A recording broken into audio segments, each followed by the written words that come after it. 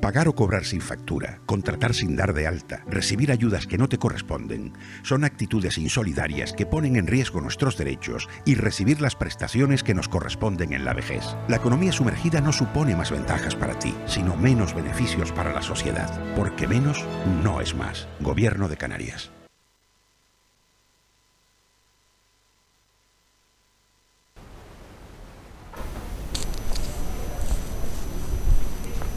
Muy buenas tardes, estamos de vuelta en el programa sobre economía sumergida. Comenzamos ya la tertulia en la que seguiremos hablando sobre el empleo irregular en el sector de la inmigración. Y para ello contamos hoy con Angie González, graduada en Economía y Finanzas y consultora en Epimetheus. Muy buenas tardes. Buenas tardes.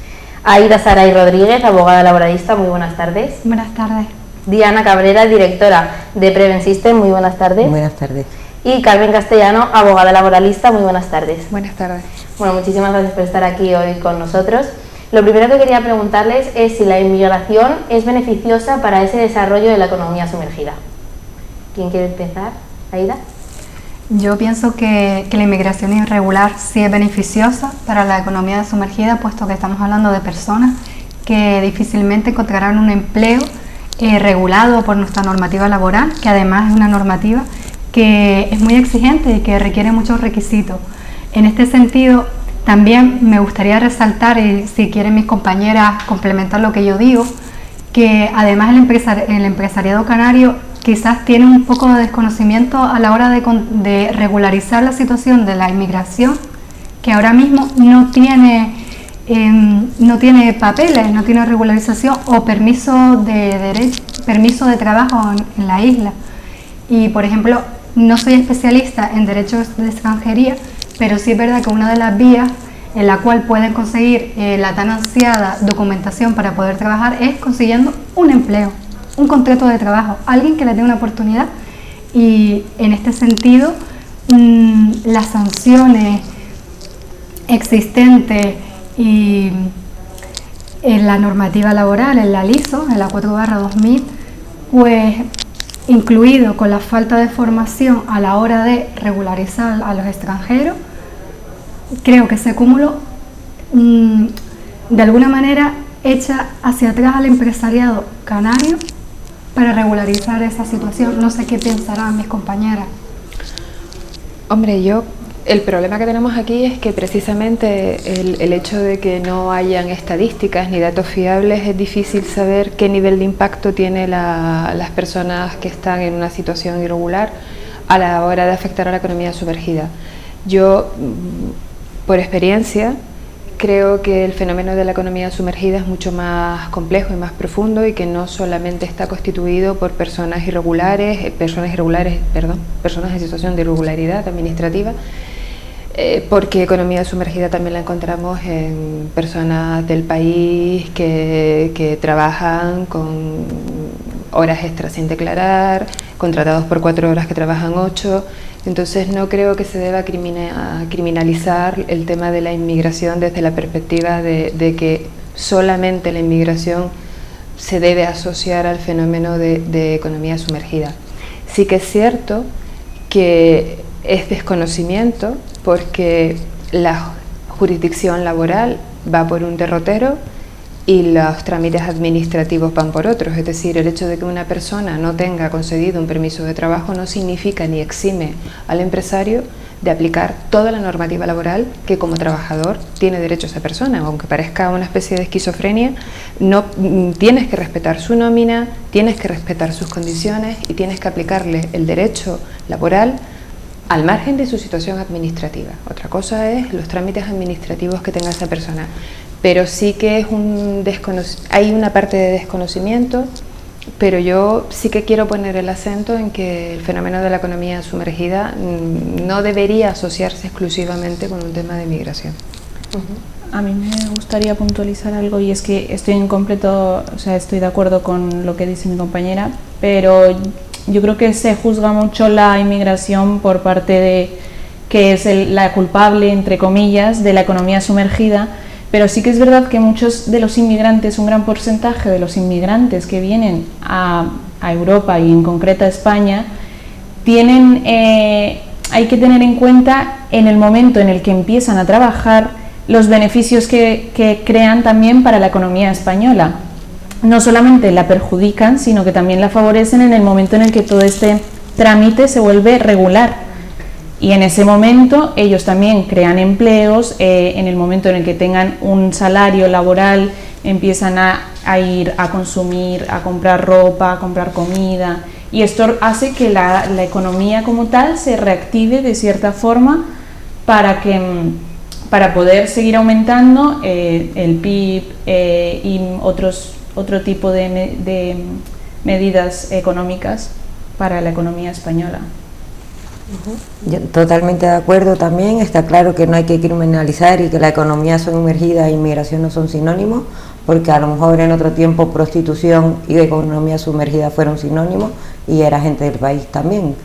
El mayor problema que ha habido con la inmigración es que en España, si uno no tenía un permiso de trabajo, el trabajo no se contemplaba como trabajo. Entonces yo te podía contratar verbalmente, tú no tenías permiso de trabajo, entonces una vez acabara la relación laboral o yo tuviera cualquier tipo de problema contigo, te largabas sin ningún problema y tú no podías reclamar un derecho que no tenías.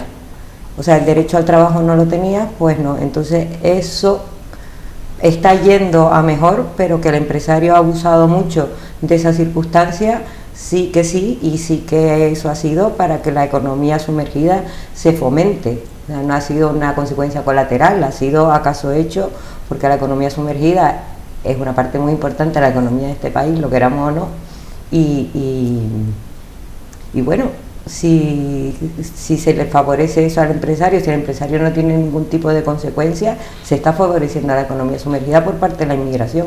Claro, después ya el criminalizar al inmigrante con un montón de pretextos, pues este es uno más.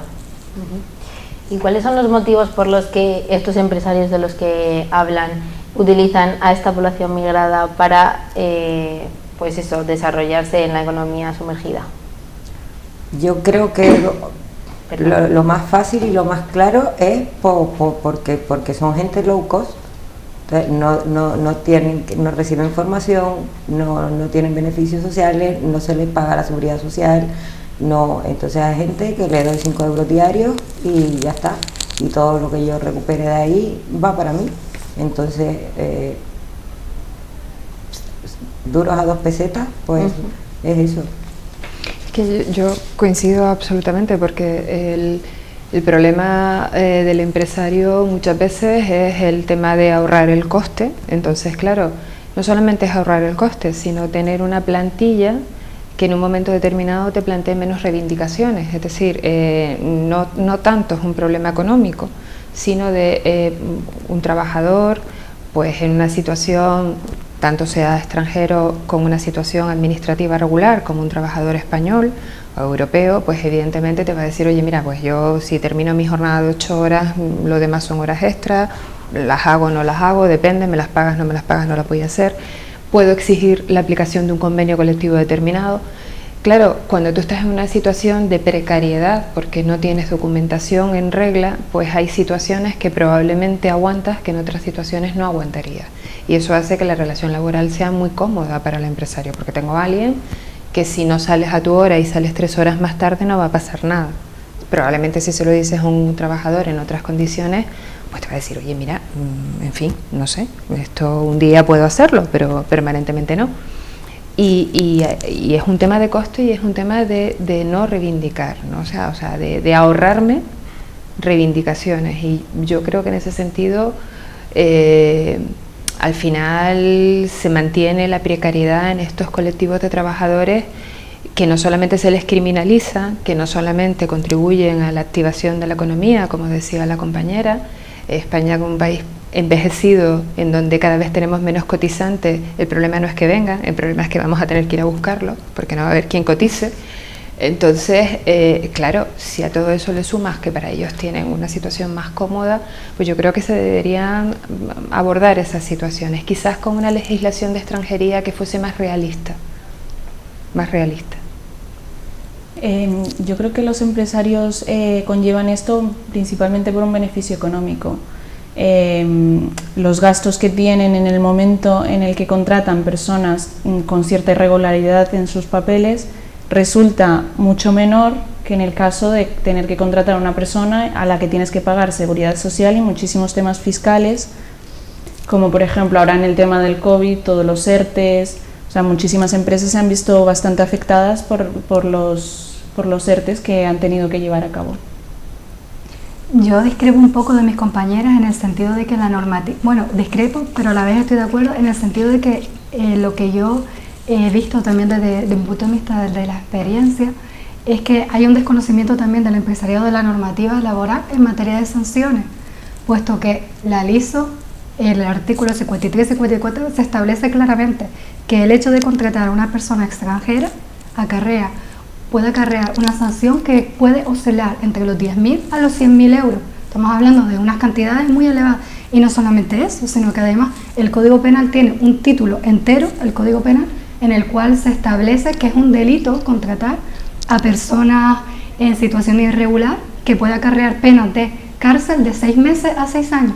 Una persona que sabe eso tiene que valorar muy bien los costes beneficiosos que puede valorar en el momento de contratar a una persona en estado irregular, si es o no un beneficio, porque realmente si el inspector laboral se da cuenta de eso, también tiene un procedimiento penal a las puertas. Entonces no sé yo, y aparte también les diré, yo de mi experiencia laboral, la verdad es que en cuanto, si bien es cierto que las empresas a las cuales he tenido como cliente no son empresas es decir, internacionales, o bueno, aquí en Canarias realmente el sector igual, de la irregularidad igual, yo creo que se encuentra en el sector agrario, sectores que en Canarias igual no vemos mucho. En Canarias realmente personas contratadas irregulares creo que no hay muchas, pienso yo. El problema es que, por ejemplo, mi experiencia es que el ámbito penal prácticamente no entra en la infracción de los empresarios, salvo que estemos hablando de situaciones de que ya haya una red organizada de tráfico de personas. Es decir, cuando hay una situación de un empresario que contrata a alguien en una situación irregular y mantiene esa situación de irregularidad porque está sacando un beneficio, yo creo que la jurisdicción penal con el laboral es como, mira, no me compliques la vida, que tengo muchas cosas que hacer. Al final se queda en una sanción administrativa de la Inspección de Trabajo, pero por esa regla de 3, ¿cuántas empresas están al margen de la legalidad, pese a que son absolutamente conscientes de que la Inspección de Trabajo va a estar ahí y que si te pilla en una irregularidad, sea con una persona de aquí o sea con una persona extranjera que la tienes en una situación irregular trabajando con una inferioridad de condiciones, asumes el riesgo de que te contraten,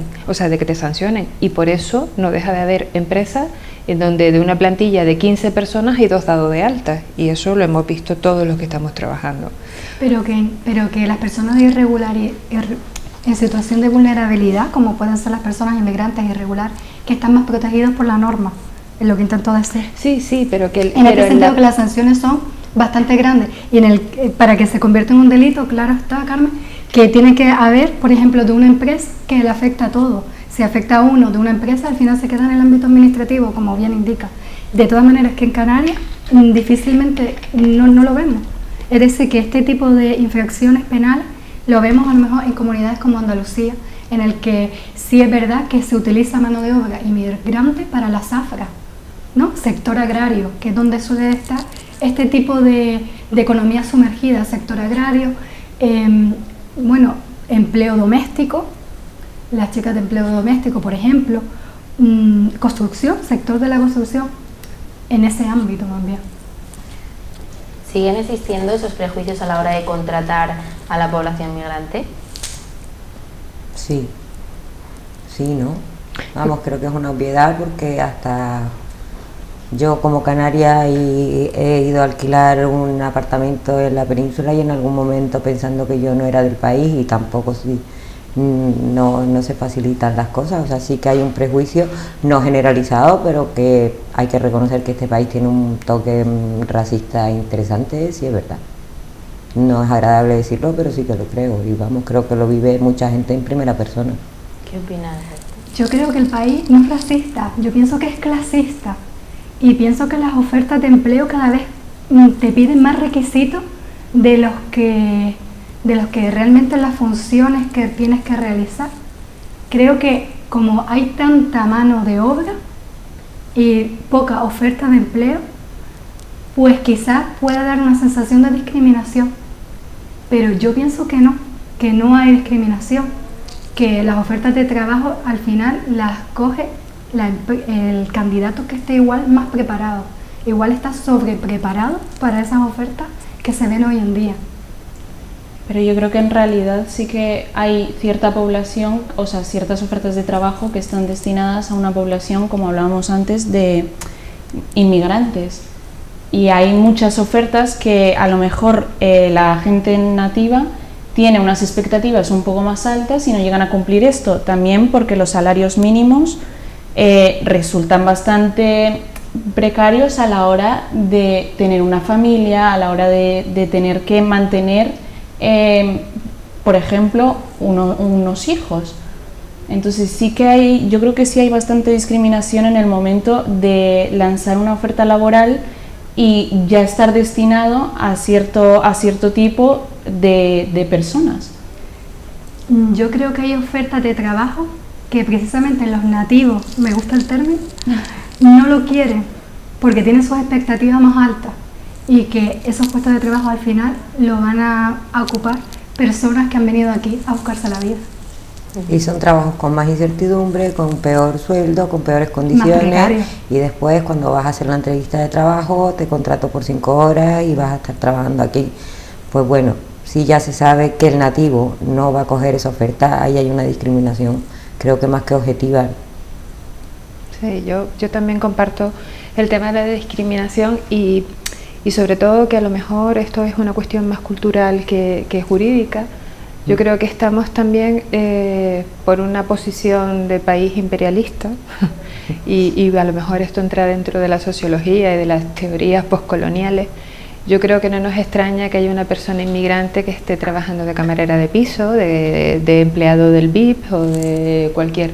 Pero si es notario o si es ATS o si es médico nos sorprende más. Entonces sí que creo que hay prejuicios y sobre todo para determinados puestos de trabajo en donde de alguna manera asociamos que están destinados a personas de aquí cuando alguien extranjero puede tener absolutamente la cualificación necesaria y de sobra para desempeñarlo.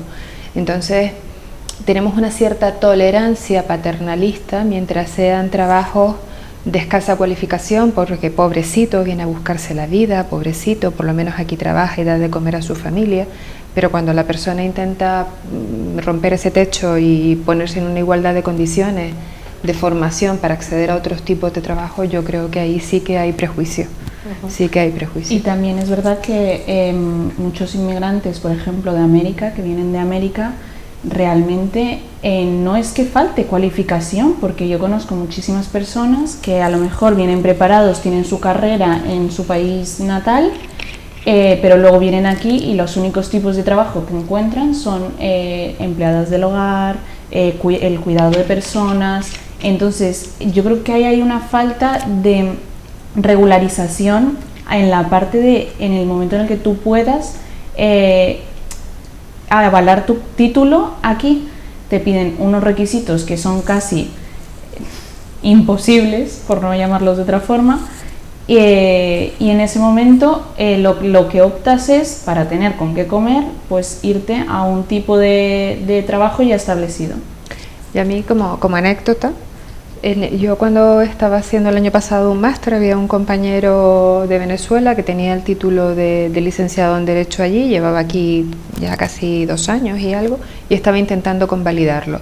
Y hablando con él, que también estaba haciendo el máster, me decía, es que al final he llegado a la conclusión que me sale más rentable hacer de nuevo el grado de Derecho aquí que intentar convalidarlo, porque me piden tanto que es que al final me voy a matricular del grado, porque es que termino, o sea, pues, si me matriculo sé que tengo 4 años y luego termino el grado. Y la convalidación era complejísima, ¿no? Además una persona que había estado trabajando en organismos internacionales, que tenía experiencia, o sea, que ya tenía una edad, que no acababa de terminar y tenía mucha experiencia.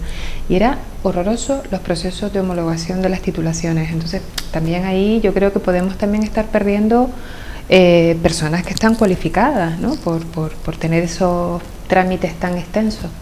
Exacto, yo creo que el problema está ahí en la convalidación de los títulos, porque conocimos en otro programa a 4 mujeres, que las 4 tenían un grado, una carrera en cada sitio de donde venían, del país de origen, y que aquí se habían dedicado, como dice Angie, a empleadas del hogar, a la limpieza, precisamente por la convalidación. Claro. Así que quizás sea ese el problema. Y también hay una parte de lo que llamamos en España la fuga de cerebros. Claro. Que incluso muchos españoles están yendo a la parte norte de Europa para poder trabajar en unas condiciones laborales mejores que las que encuentran aquí. ¿Creen que se está haciendo todo lo necesario para hacer frente a esta economía sumergida? Yo creo que no. Yo creo que no, porque de alguna manera, no me gusta decirlo, pero creo que es verdad, la economía sumergida es un motorcillo más que tenemos nosotros en este país. Entonces no sé cuáles serían los mecanismos o cómo, pero que la economía sumergida saca mucho dinero para adelante y a gente en condiciones muy precarias, pero la saca para adelante también, o por lo menos le da de comer. Eso sí es una realidad triste, pero es un motor que tenemos ahí de reserva también. ¿Qué opinan ustedes? Yo creo que comparto totalmente la opinión de la compañera, porque, a ver, es que cuando hablamos de economía sumergida, yo creo que el enfoque le puede dar varios enfoques. Una cosa es a lo mejor empresas que de manera sistemática recurran a este tipo de contratación, que pueden incurrir incluso en situaciones delictivas, como podíamos estar hablando, pues las condiciones en las que pueden estar los aparceros o condiciones absolutamente precarias, que yo creo que ahí hay que ser mucho más tajante de lo que se está haciendo ahora.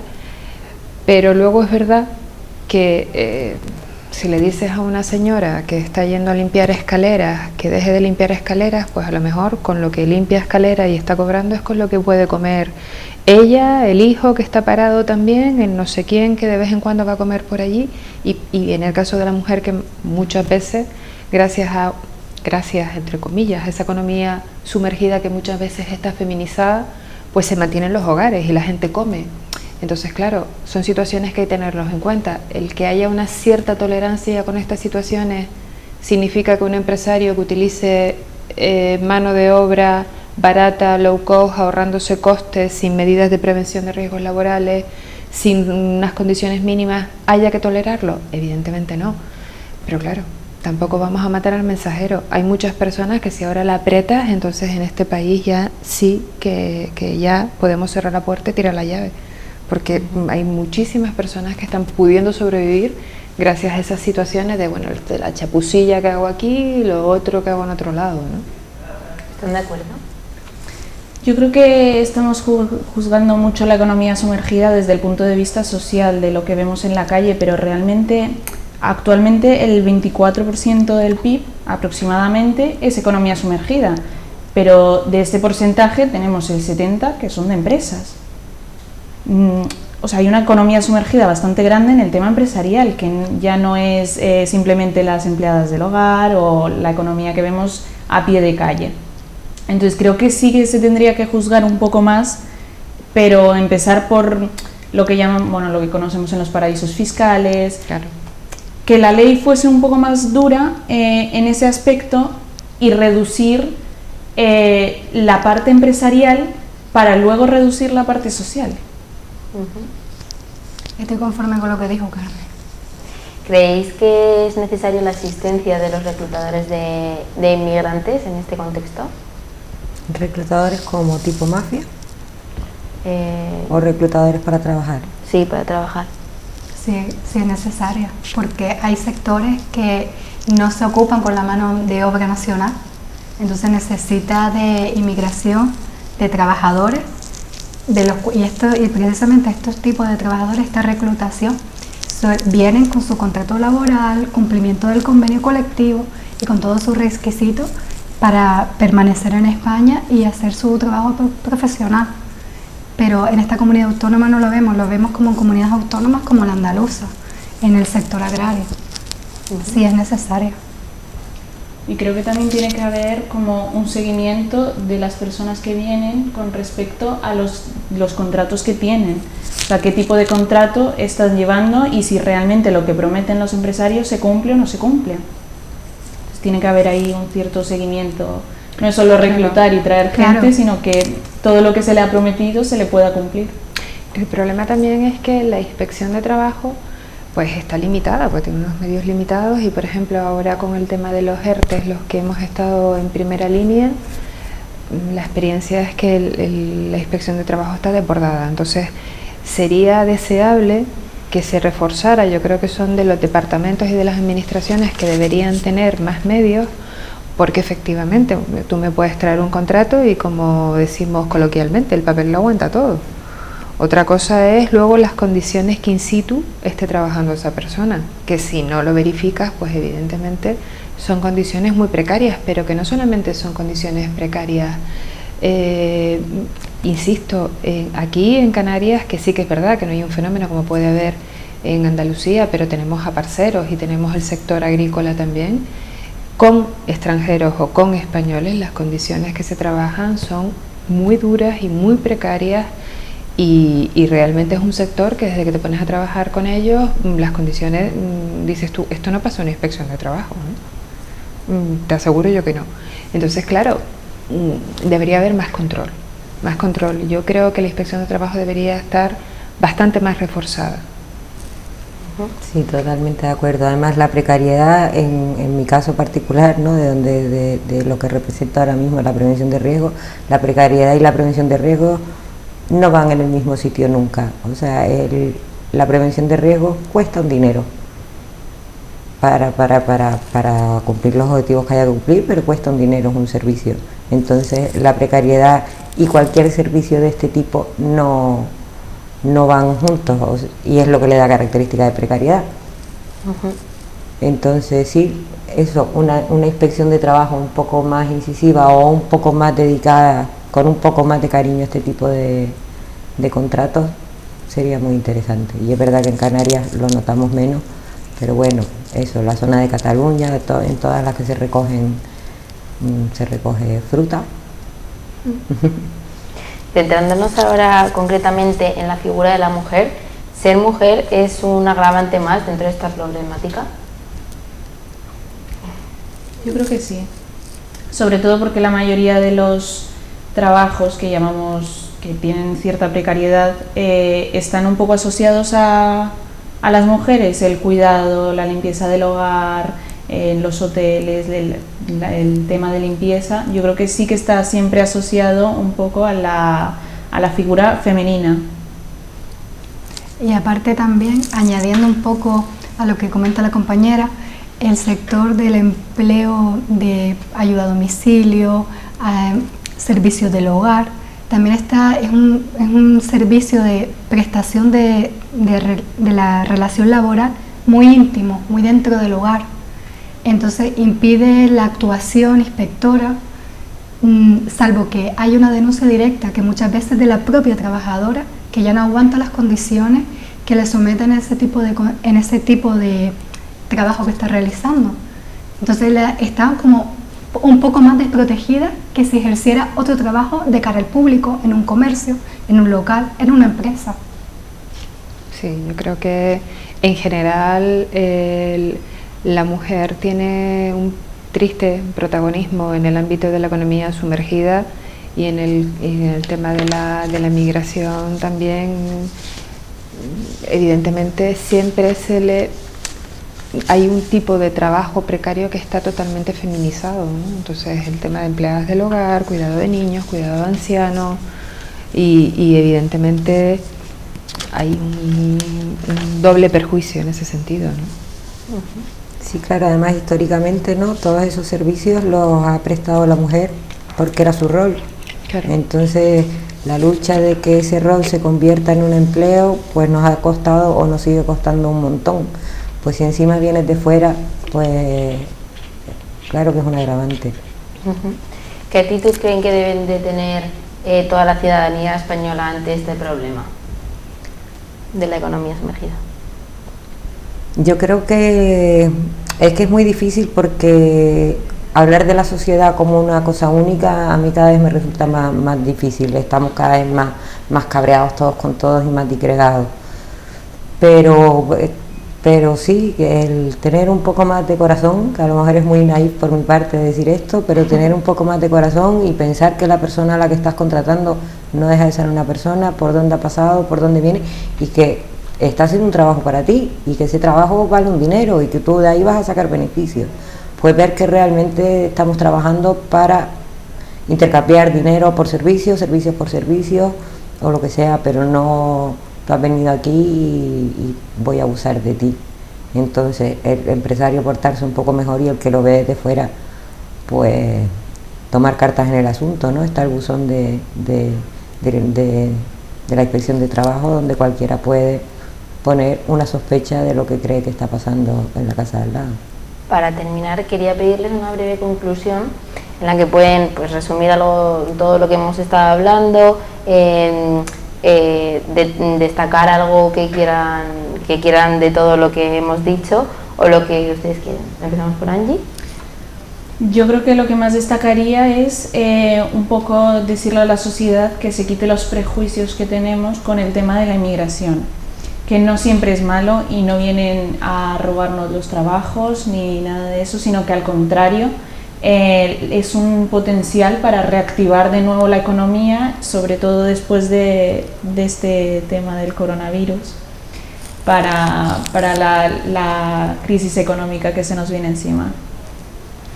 Yo destacaría, respecto a lo que hemos hablado, en el gran desconocimiento que existe de la normativa laboral, tanto desde el punto de vista de la persona inmigrante que llega a España, como también del empresariado y del empleador respecto a lo que asume a la hora del incumplimiento de la normativa laboral. Pues pienso que ahí está la clave y la posibilidad de que de alguna manera se pueda ir solucionando poco a poco este problema, porque también es cierto que si tú no pagas por los servicios de una persona que no está dado de alta, pues de alguna manera con el paso del tiempo esa economía sumergida iría desapareciendo. Entonces yo creo que la clave es la educación. Carmen.